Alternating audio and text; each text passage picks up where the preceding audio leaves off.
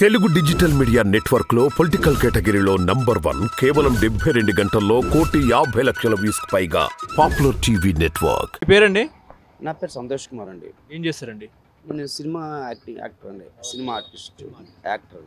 ఇప్పుడు దేశవ్యాప్తంగా లోక్సభ ఎన్నికలు వస్తున్నాయి కాబట్టి ఎవరు మళ్ళీ ప్రైమ్ మినిస్టర్ అవుతారు, మోడీయా రాహుల్ గాంధీయా? మీరు చెప్పేది దేశవ్యాప్తంగానా లేకపోతే రాష్ట్ర వ్యాప్తంగానా?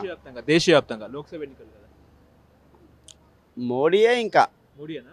100% మోడీయే. ఇంకా ఎవరికి ఛాన్స్ ఇవ్వడు ఆయన. ఎందుకు మోడీ రావాలంటారు? అంటే ఎందుకు అనేది పక్కన పెడితే కారణం ఏంటంటే ఆయన ఏం తప్పు చేయలేదు, మనిషికి న్యాయం చేశాడు, కొన్ని పథకాలు పెట్టాడు, చేస్తున్నాడు, చేసి చూపిస్తున్నాడు కూడా. చేయడం వేరే, చేసి చూపించడం వేరే. ఆయన చేసి చూపిస్తున్న అందరికీ ఆయన సమాంతర పాలన చేస్తున్నాడు. ఇంకా ఆయన గురించి మన పర్సనల్ గురించి ఆయనకు అవసరం లేదు, మనకు అవసరం లేదు. ఇంకా ఆయన పెళ్ళి అయిందో పెళ్ళి కాలేదు, విడాకులు ఉందో మనకు అవసరం లేదు. ఇప్పుడు మన పవన్ కళ్యాణ్ గారు కూడా అంతే కదా, ఆయనకి 3 పెళ్ళైనా కూడా ఆయన దేవుడు, అందరు దేవుడే కదా, ఆయన ఒక దేవుడు లాంటాడు. అలాగా ఇప్పుడు మనకి చెప్పాలంటే నెక్స్ట్ మోడీ రావచ్చు రాకపోవచ్చు పక్కన పెడితే, ఈసారి ఎవరు మన కాంగ్రెస్ అయితే ఇంకా కష్టం అనిపిస్తుంది. ఎందుకు కష్టం? కాంగ్రెస్ పార్టీ వాళ్ళకి పడదండి. ఆ ఎంపీకి ఈ ఎంపీకి పడదు.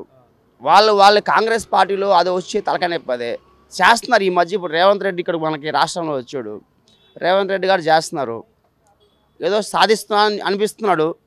ఇంకా సాధిస్తాడో ఏమిస్తాడో తెలియదు, లాస్ట్కి ఏదో ఒకటి ఇస్తాడు, మనం తీసుకోవాల్సిందే, తప్పదు.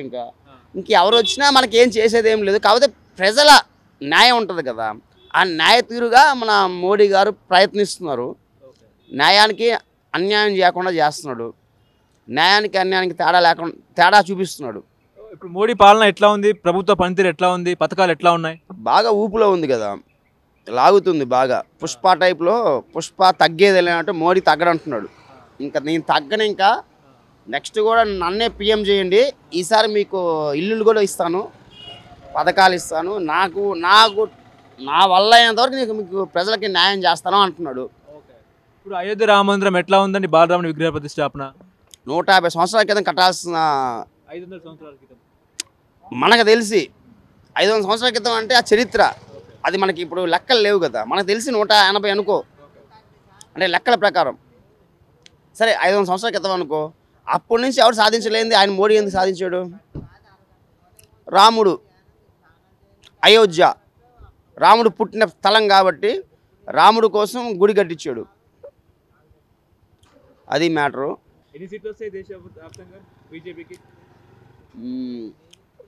అంటే పోటీ ఎక్కువ ఉంది, కాంగ్రెస్ కూడా పోటీ జరుగుతుంది. ఇద్దరికి కలిసి నాకు తెలిసి కలిసిపోతారనిపిస్తుంది. బీజేపీకి 400 సీట్లు వస్తాయా దేశవ్యాప్తంగా? బీజేపీకి 400 సీట్లు వస్తాయా? రావు, ఎంత వస్తాయి? ఒక 280 అటు వస్తాయి. కాంగ్రెస్కి?